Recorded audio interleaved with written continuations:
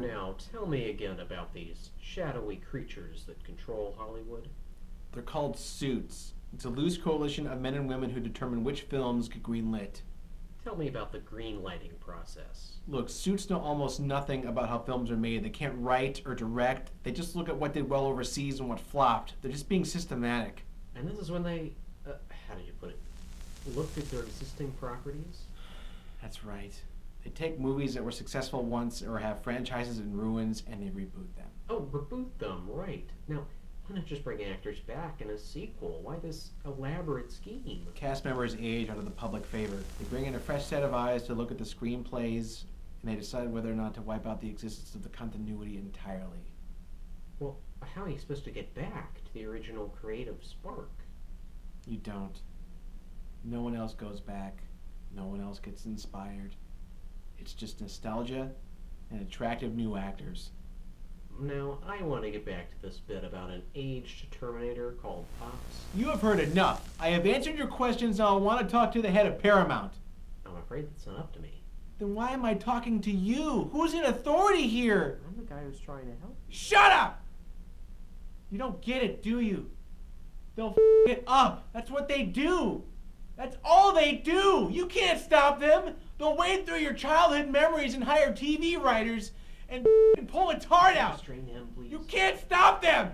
You can't stop them. Let me go. Let me go. Hi there. Does this look like you screaming to whoever will listen about anemic Hollywood remakes of beloved blockbuster masterpieces, tweeting in all caps about dubious cast changes and alternate timeline hullabaloo? Well, I'm here to tell you. Lighten up. The studios are not your enemy. They provided countless hours of entertainment to you and your family. Who could forget the explosive spectacle of Raiders of the Lost Ark, the subtle awe of The Godfather, and the smoldering eroticism of On Golden Pond? Like a cinematic Santa Claus, they've come through again and again with a shiny bundle of gifts for your movie theaters and VHS machines. And you want to throw a fit because they're keeping the fires burning for another 100 years? Let's face it. The reason all of these so-called unoriginal remakes keep getting pushed into development is simple. You watch them. Man of Steel, The Amazing Spider-Man, Star Trek Into Darkness. You may tell your buddies on the IMDb boards that these totes suck balls, but you know what? You lay down your money to the tune of billions. Hollywood can't help but feel they've struck liquid gold when you keep on spurting. So let them have their female Ghostbusters and CGI Ninja Turtles. The originals are still there to be enjoyed. And no one's forcing you to stew in your seat through another 3D converted 250-minute franchise behemoth. But if you choose to, maybe, just maybe, you'll find yourself enjoying them anyway.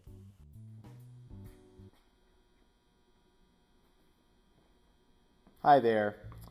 The guy in this suit made a couple of good points, but he's still missing the mark. Sure, reboots and remakes make money. If studios just give us reheated leftovers, then yeah, we're probably good to take the bait. We're consumers. We like to consume. But people crave new ideas. You know what made more money than all of those sequels? Avatar, Titanic. Sure, you could argue that they contain elements from other movies, and that perhaps James Cameron is an artificial intelligence system that shits money. But studios could look at that and say, hey, maybe we should take more chances. Shoot scripts that weren't pushed through 12 different writers like some kind of final draft human centipede. Reboots can be good. Batman Begins and Casino Royale were refreshing. That's because those exceptions worked as movies first and remakes second. They understood their characters and the things that made people love the franchises in the first place. But this? I don't even know what this is. Reboots go wrong when they focus on the wrong aspects of the originals. Terminator 1 and 2 weren't awesome just because of time travel and endoskeletons. They were crafted around very specific elements from a specific time. A young Arnold's intimidating aura, and Sarah Connor's strength and her vulnerability with her son. And of course, Cameron's fucking excellence at constructing set pieces. God damn it, he's good. And Ghostbusters wasn't just about comedians running around with neutrino wands and shooting at puppets. It was about the chemistry of these guys who had worked together and knew each other's timing and comedic voices. Starting the concept from scratch and plugging just anybody into those roles, I'm fuzzy on the whole good-bad thing, but I can tell you for sure it won't be the same. This is a call for a change. Step away from the 80s movies. If it ain't broke, don't fix it. Don't take any wooden nickels. Let's see, and stop telling us how Batman's parents died. Everybody knows what happened. Okay, just move along. Well, with that, I will say good luck, and we'll be watching.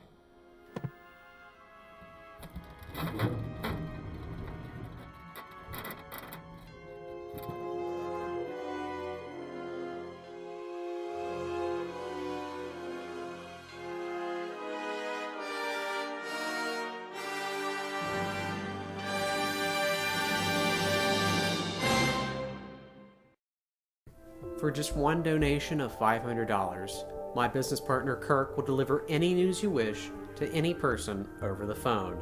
That's the kind of reward we offer our backers.